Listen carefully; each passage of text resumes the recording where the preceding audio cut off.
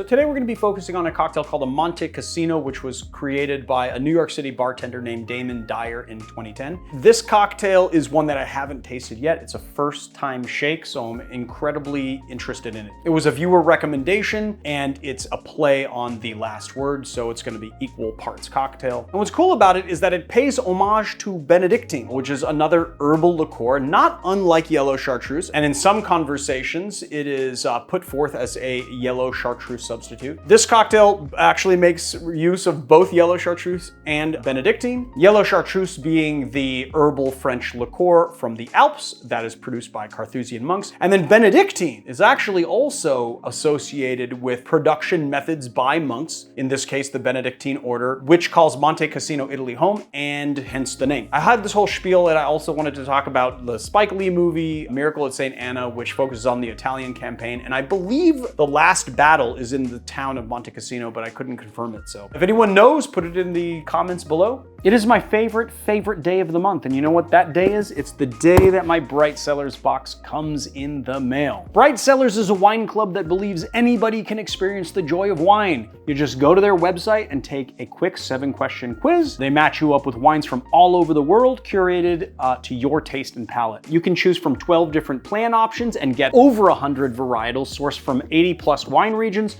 delivered right to your doorstep.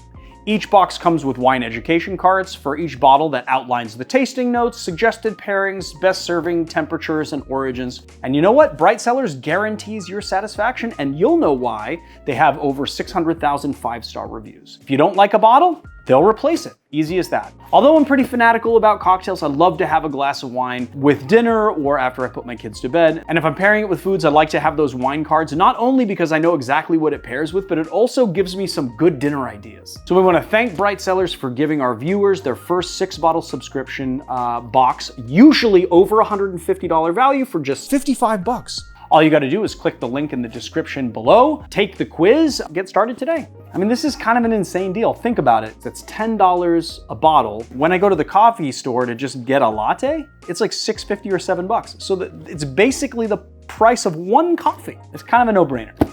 So let's shake up this cocktail and see what we got. So first thing we're gonna do, grab our tin, throw a lemon on the floor, pick up the lemon from the floor, grab another lemon, clean lemon.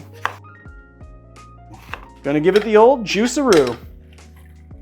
3/4 ounce of lemon juice, 3/4 ounce of Benedictine, 3/4 ounce yellow Chartreuse, and 3/4 ounce of rye whiskey.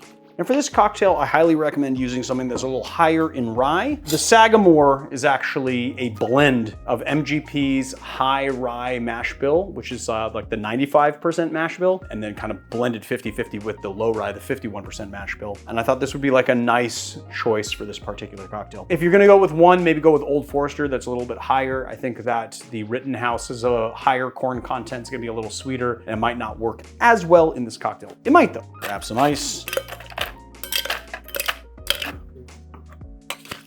And give it a shake. Double strain, make sure we get all those little ice shards out. Lemon twist.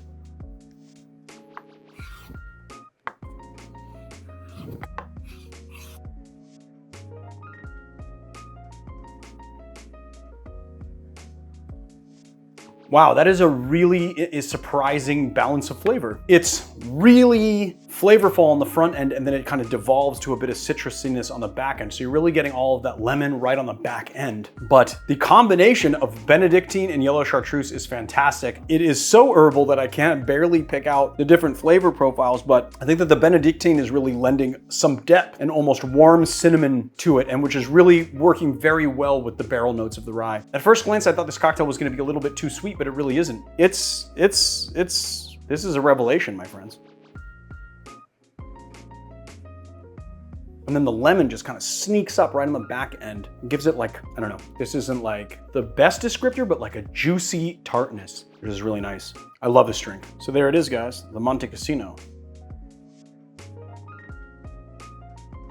All right, guys, I wanted to have a lot more to say about this drink, but I guess there's really not that much to say other than it's fantastic. Go out and make it. Just go make it right now. Hit like, hit subscribe. It's been so long since I said that. I just figured I would say it. Also, take a look at our website. Marius and I have been working really hard on the website. We got a lot of new products in our store. We're really pushing those products. I love how you like to just throw things at me in the, like, look at that, and it just failed. Like, it just, there you go. More like a 10, yeah. You just like to throw things at me while I'm talking in real time on camera. Okay.